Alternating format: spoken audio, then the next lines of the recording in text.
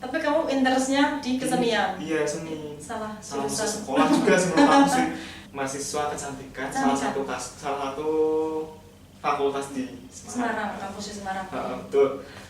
Awalnya nolak karena aku merasa aku belum layak untuk terjun di dunia seperti ini. Bahkan aku belum pernah menerima orderan sama sekali. Percaya nggak percaya, saya itu dulu takut banget megang uang sebanyak itu. 500.000 itu aku takut megang uang. Orderan pertama berarti 500.000 itu.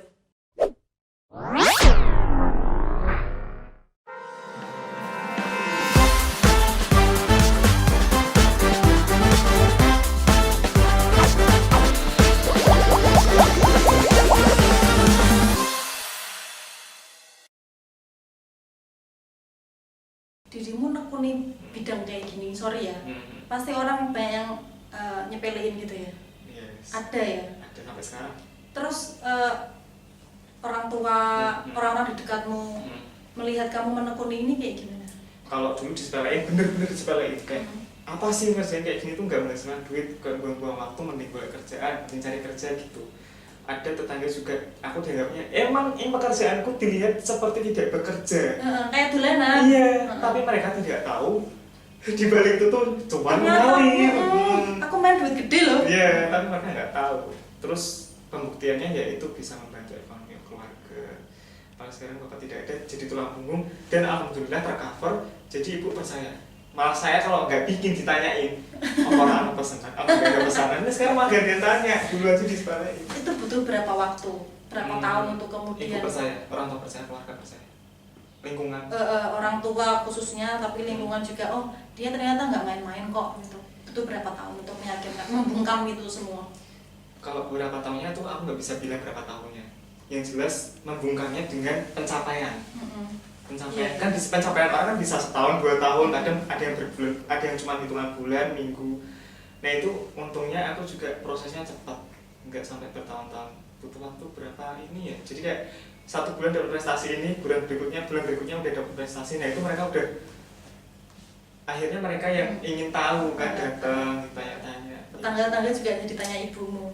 Ya. Iya. Gitu. Serius banget kayaknya. Iya, terus mereka bilang, oh angel ya, ini susah ya bikinnya, ternyata rumit. Iya, ada yang tertarik pengen cobain bantuin. Kak apa mas aku rambutnya nggak apa sampai digaji. Yang penting tahu. Yang aku tahu. Yang penting aku bisa belajar. Orang aku tuh nggak takut teknik atau apapun yang aku kerjakan, bahan apapun. Pasti aku nggak terima spill ya, nggak cuma spill aja. Ini namanya ini, caranya gini. Karena beda orang, beda tangan, beda hasil. Jadi nggak usah khawatir. Dan setiap manusia kan juga udah punya garis rezeki masing-masing. Deh, gitu aja prinsipnya. Dalam kamu menjalani aktivitas ini di dunia kostum desain ini, sering menemui kegagalan seperti apa? Kalau kegagalan nggak sering-sering banget, alhamdulillahnya sampai sekarang lebih banyak berhasilnya daripada gagalnya. Tapi pernah gagal waktu itu, saya nanganin kostum SNJ.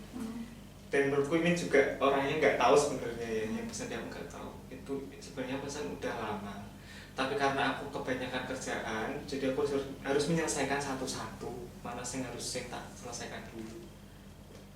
Akhirnya karena terbagi-bagi fokusnya, nggak fokus, kostum sudah jadi, ternyata ketika dipasang ada yang nggak bisa masuk dan ada yang tidak simetris, nggak pas. Mau nggak mau harus mulai dari awal lagi. Butuh waktu lagi Dan itu dikasih waktu cuma seminggu kan, bikin kostum itu cuma seminggu. Kebetulan mau dipakai GR, body bersih. Terus aku minta sama mbaknya, kayaknya nggak bisa diambil hari ini deh mbak, soalnya ada kendala sedikit. Untung customernya itu mau ngerti aku gitu loh. Mereka tahu kalau aku tuh banyak kesibukan bikin kostum. Jadi sebenarnya juga salah satu kekurangan aku ya, harusnya nggak boleh kayak gitu kan, kita harus kerja profesional. Nah di balik kekuranganku itu harus profesional. Jadi kita sudah mematok budget modal segini, jangan sampai keluar uang lagi. Gimana caranya? Ya muter otak. Mau nggak mau kita harus manfaatkan barang-barang yang ada. Nyiasatinya. Ya, meskipun itu bukan bukan konsep awal, tapi nggak jauh berbeda dari konsep awal, bahkan lebih bagus dari konsep awal. Nah, itu bersyukurnya sih. Di sela-sela aku ribet, bingung, gimana, tapi selalu ada jalan. Kuncinya tenang. Selain head headpiece nih, headpiece, kostum, Kostum. tuh. Produk yang kamu tawarkan ke customer tuh apa? Sebenarnya bukan, lebih tepatnya bukan menawarkan, mereka yang mempercayakan. Minta. Iya, minta. Aku jualan desain gambar, sketsa gambar. Jadi kayak ada orang, Mas, aku minta tolong dong sketsain kostum ini, namanya ini. Sketsa itu gambar ya? Gambar jadi. Terus aku nawarin, nah ini baru nawarin, mau yang manual pakai kertas atau yang pakai digital seperti smartphone gitu, pakai aplikasi. Ternyata ada yang milih manual, ada yang milih digital gitu. Manual berarti kamu gambar pakai tangan ya? Iya, kertas. Ya maksud bodohnya pakai tangan. Oke. Gambar pensil gitu. Medianya berbeda. Kertas gitu. Iya, itu lebih mahal sih daripada yang digital. Lebih mahal anu ya? Kertas manual. Cuma gambar tok ternyata bisa menghasilkan ya? Iya. Wah. Jadi jangan khawatir nggak dapat cuan. Rezeki mengalir udah Iya. ketemu jalannya. Iya. Itu berapa? Tergantung desainnya. Kalau saya desain gaun doang itu startnya 200 sampai 350. Tapi kalau desain kostum karnaval, nasional kostum atau kostum yang aneh-aneh, ya itu bisa sampai 1 jutaan. Itu cuma gambar ya? Iya. Oh my god. Tapi kan emang otak kita tuh mahal. Iya. Kreativitas tuh mahal aku Iya. ngerti. Itu digital. Enggak, itu yang kertas. Yang kertas. Yang sampai jutaan tuh yang kertas. Iya. Kalau digital ya bisa aja sih, kan sama aja kalau misalnya ngerjain sampai detail banget tuh semakin mahal. Gitu. Estimasinya sama segitu sih.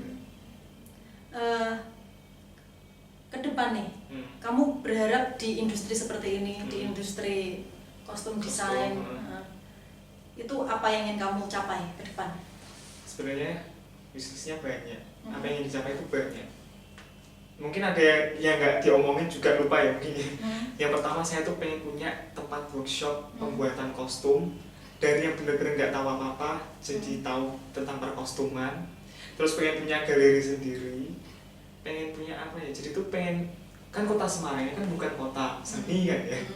Kalau kita lihat Semarang kan kota seni, pengennya Semarang tuh pengen jadi kota seni, banyak seniman terlahir di kota Semarang kayak Jogja, Bali, pengen seperti itu, pengen merubah kota Semarang harus menjadi kota seni. Jadi kamu mau ngerangkul anak-anak muda supaya nggak apa-apa kok menekuni industri ini, bidang ini gitu loh, kamu yang suka gambar gitu.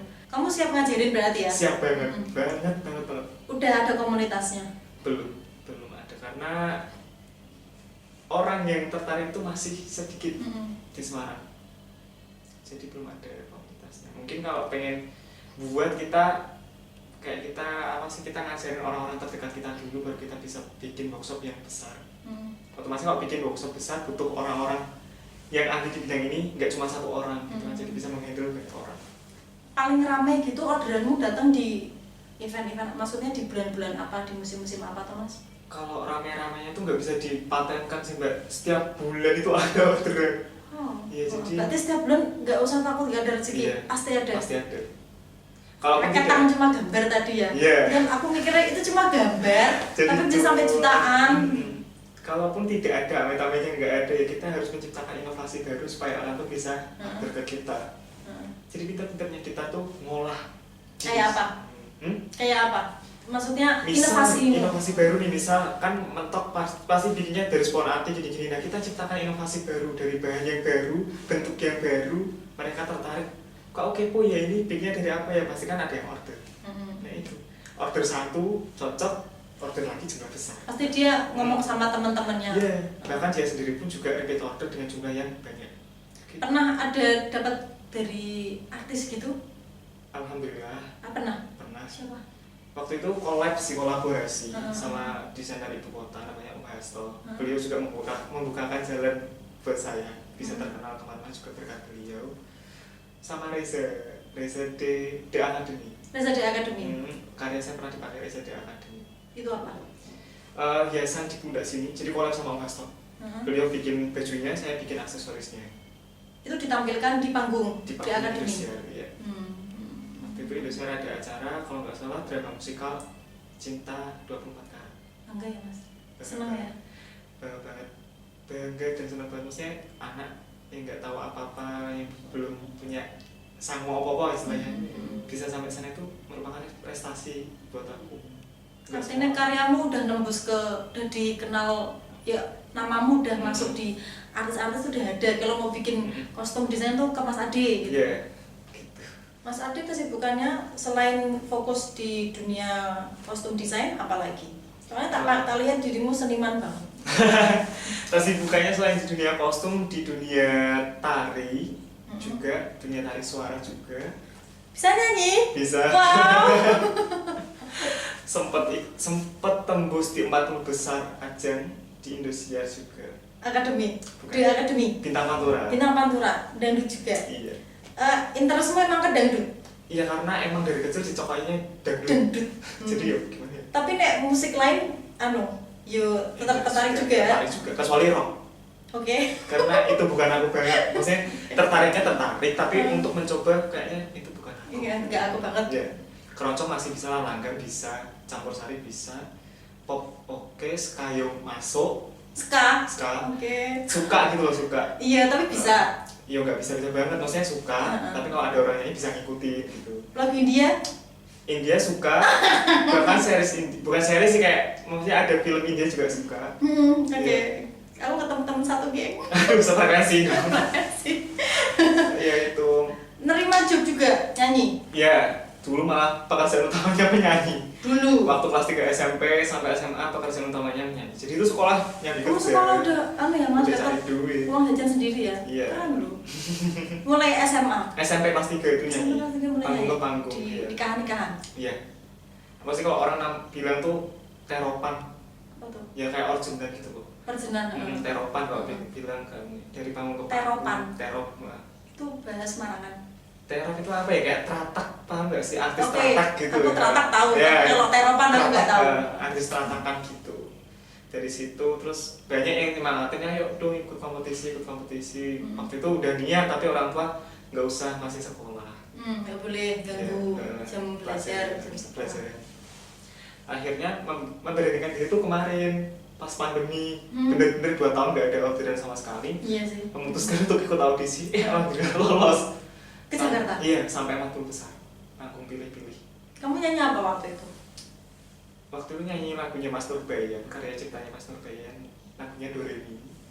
Oke. Karena kita lagu yang milihin dari sana, bukan kemauan kita sendiri. Karena kita ngelis lagu terus dipilihin gitu. Karyanya Mas Nurbayan. Terima kasih Mas Nurbayan.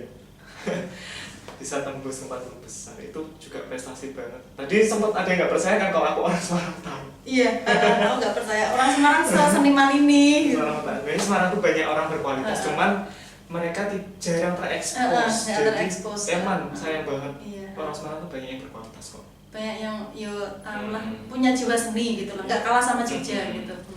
Nari juga sering PY, pentas, dapat gaji.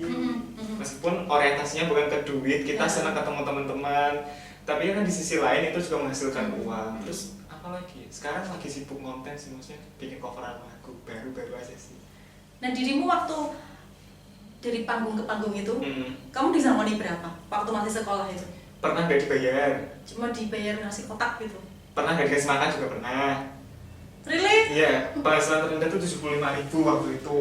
Itu disangoni 75.000. Yeah. Tapi pernah ada yang capek-capek nyanyi, keringetan, panas, gak dikasih apa-apa. Iya. Itu sambatan. Event nikah. Iya, sambatan. Iya, gimana ya? Karena dulu kan emang tujuannya biar berani. Nggak demam panggung, biar kita udah terbiasa. Oke. Terus SMP itu kan segitu, SMA baru naik tuh paling gede 200.000. Lumayan, itu udah banyak banget segitu dulu SMA. Namanya anak SMA ya, ekonominya keluarga kan nggak terbiasa pegang duit banyak, segitu banyak banget. Bekasi ibumu lagi? Hah? Bekasi ibumu? Enggak, kalau itu buat tabungan sendiri karena nggak mau membebani orang tua. Karena waktu aku SMP SMA kan bapakku udah nggak kayak dulu, bapaknya turun. Ada problem keluarga yang tidak bisa menceritakan juga.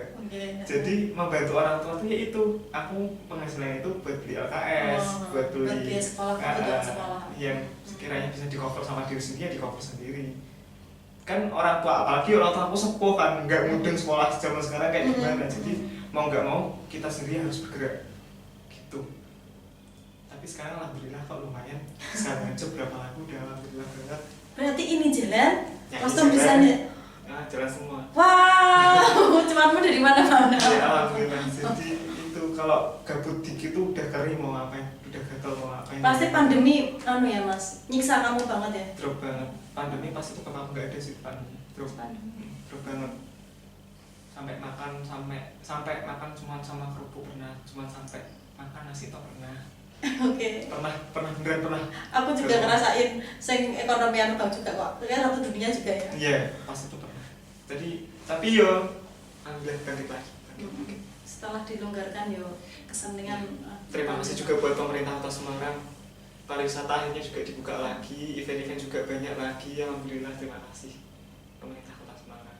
Tapi kalau kamu misalnya disuruh milih untuk fokus di mana, misalnya ada pesanan ini, kan 2 bulan ya. Nah selama 2 bulan itu kamu mau fokus bikin job bikin orderan.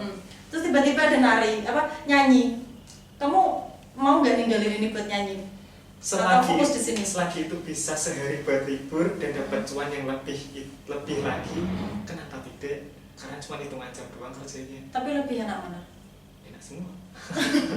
Karena dipikir-pikir kayaknya enak nyanyi cuma beberapa jam tok. Oh justru nyanyi itu malah capek. Capek? Karena kita menghibur, tugas kita kan menghibur orang ya. Orang nggak mau tahu kita tuh capek, kita sakit apa enggak kan nggak mau tahu. Belum nanti kalau ada yang overtime, overtime ada nambah jam gitu loh. Tapi kan nggak apa-apa, yang penting juga nambah. Ya tapi kan itu sisa-sisa tenaga udah habis banget kan, suara juga udah habis. Sebenarnya kalau dikatakan enak bikin kostum, yang itu nggak enak.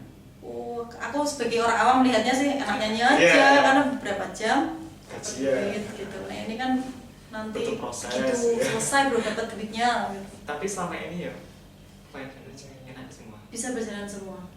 Alhamdulillah. Biasanya kalau udah gini kan udah apal kan.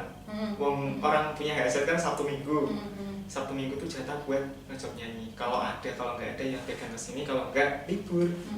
Di posisimu sekarang aku lihatnya kan kayaknya udah nyaman lah ya, udah stabil, keuangan juga udah stabil, settle lah. Nyanyi jalan, kostum juga jalan, nari ya jalan, gambar ya jalan. Oh my god, cuman ya dari mana-mana. Ada lagi persewaan baju adat di rumah ya jalan. Itu kamu sendiri yang bikin? Iya, bikin sendiri itu dari aku lulus SMA juga udah nyelengi baju. Misalnya kita nabung kostum dikit sampai sekarang, meskipun belum banyak banget tapi ini rencana mau aku besarin. Karena ini juga masa depan. Karena Semarang itu masih minim yang peduli persewaan baju, maksudnya buka sewa baju itu masih minim. Ini peluang aku buat baju adat ya? Baju adat, baju tari. Wah ini nggak apa-apa, tapi meskipun itu musiman paling kan rame kalau pas Kartininan, 17-an iya, gitu. ibaratnya gini, kita kepepet-kepepetnya nggak punya duit, tiba-tiba datang pas mau sewa baju, kita ayam. Oh iya. Jadi selagi kita bisa bergerak dimanapun, bergerak aja. Membuka banyak peluang, membuka banyak jalan. Betul. Nggak usah takut, nggak usah pure. Karena aku usah si jiwa, aku satu aja nggak mau yang lain, kayaknya nggak bisa terbagi. Selagi itu masih ada manggung-manggung, maksudnya masih ada hubungannya, kenapa tidak? Iya. Itu cuan lagi loh. Cuan, jadi ada persewaan baju. Ya otakmu bergerak gimana cara dapat uang, gimana cara dapat uang. Cerdas ya mas. Ya harus itu. Itu masih belum terima aku. Masih menyempatkan diri untuk ngonten. Ngonten juga? Iya, baru-baru tahun ini nyempetin ngonten. Bilang sampean gimana kontennya apa? Jangan lupa channelmu subscribe, like, komen, tonton di YouTube channelnya Ade Cover. Di situ banyak coveran lagu aku. Kalau mau request juga bisa. Nanti insya Allah dipenuhi requestannya. Alhamdulillah baru banget. Tapi alhamdulillah sih banyak yang mengasih masukan positif, jadi kayak semangat gitu. Apalagi kalau subscribe-nya berapa? Baru dikit, baru berapa ratus tuh? Tahun ini baru mulai. Tapi viewers alhamdulillah ada yang tembus sampai 1000 lebih, itu udah alhamdulillah. Tahu nggak sih, aku tuh video ditonton mencapai 100 tuh udah seneng banget. Apalagi sampai ribuan. Itu jangan lupa subscribe pokoknya. Ade Cover. Oke. Kamu kan udah sampai di posisi yang enak nih, semuanya berjalan enak kan. Pernah ngerasain titik terendah nggak sampai mentok gitu? Pernah di titik jenuh juga sampai nggak mau di dunia ini lagi. Pernah mikir kayak gitu, pernah. Nggak mau di dunia ini lagi? Nggak mau di dunia perkostuman lagi, ya. Aku pengen kerja ikut orang deh kayaknya. Pernah mikir kayak gitu, kayaknya mereka enak ya pulang kerja langsung tidur, nggak mikir apa-apa. Karena aku ini tuh mau tidur selalu overthinking, Mbak. besok gimana, cara bikinnya gimana, konsepnya seperti apa, itu mikir setiap mau tidur. Terus kita kembali lagi ke ini, aku sampai kesini tuh butuh perjuangan yang sangat luar biasa, sampai berdarah-darah juga. Jadi kalau kita ingat yang dulu-dulu tuh kayak balik lagi titik terendah tuh juga pernah sampai nggak ada orderan sama sekali juga pernah, dikomplain sama orang juga pernah, dimarah-marahin juga pernah. Jadi jatuh bangun itu udah dirasain sebenarnya. Jadi nggak apa-apa. Namanya orang berusaha itu pasti mengalami titik terendah, pernah mengalami titik jenuh juga. Jadi jangan pernah menyerah. Harus tetap konsisten di jalanmu yang ini. Kalau kamu nggak konsisten, gimana kita bisa berkembang? Harus konsisten. Jangan takut pokoknya. Wajar kok manusiawi mereka mengalami seperti itu, wajar. Pesan-pesanmu ke anak muda Semarang yang masih ragu-ragu untuk menekuni dunia seni, ya, karena kan kadang-kadang seni ini kerjaan kerjaan gak tetap enakan orang kantoran gitu. Ya, mereka pasti. Pesanmu buat mereka? Pesannya yang pertama nih ya, jangan ragu sama kemampuan sendiri. Kalau kamu punya bakat di bidang seni, tekuni, jalani, pokoknya konsisten. Jangan pernah merendahkan dirimu sendiri, jangan pernah menyepelekan dirimu sendiri. Karena yang tahu diri kita kan kita sendiri nih, mau dibawa kemana. Jadi yakin sama dirimu sendiri. Kalau kamu itu berkualitas, kamu mampu menciptakan peluang bisnis yang banyak, yakin. Dan bahkan kamu juga bisa menciptakan lapangan pekerjaan buat banyak orang. Itu yang penting, mulai aja dulu, jangan nunggu-nunggu bentar. Jangan kayak gitu, pokoknya mulai aja dulu. Nanti ke depannya gimana kan kita nggak pernah tahu. Kalau kita nyoba, pastikan ada peluang untuk berhasil, ya. Tapi kalau kita nggak nyoba, kita nggak ada pengalaman, ya. Pokoknya mulai aja dulu. Jadi kita bisa enggaknya itu tergantung dari kita sendiri. Pokoknya semangat, jangan pernah berkecil hati kalau kita sepelein orang. Justru itu buat cambuk kita nunjukin enggak kok, kita berkualitas. Omonganmu semuanya nggak benar. Bungkam mereka sendiri. Ya, bungkam dengan prestasi, kualitas. Mas Adi, makasih banget ya waktunya ya. Sama-sama. Aku udah sukses selalu apapun yang kamu Amin. cita-citakan ke depan, proyek-proyek kamu, orderan laris, Amin. nyanyi laris, nari laris, sukses semua. Makasih ya Mas. Sama-sama, semoga kuasa kata juga sukses selalu. Amin. Terima kasih sudah Terima kasih. mengundang saya. Terima kasih. Bye.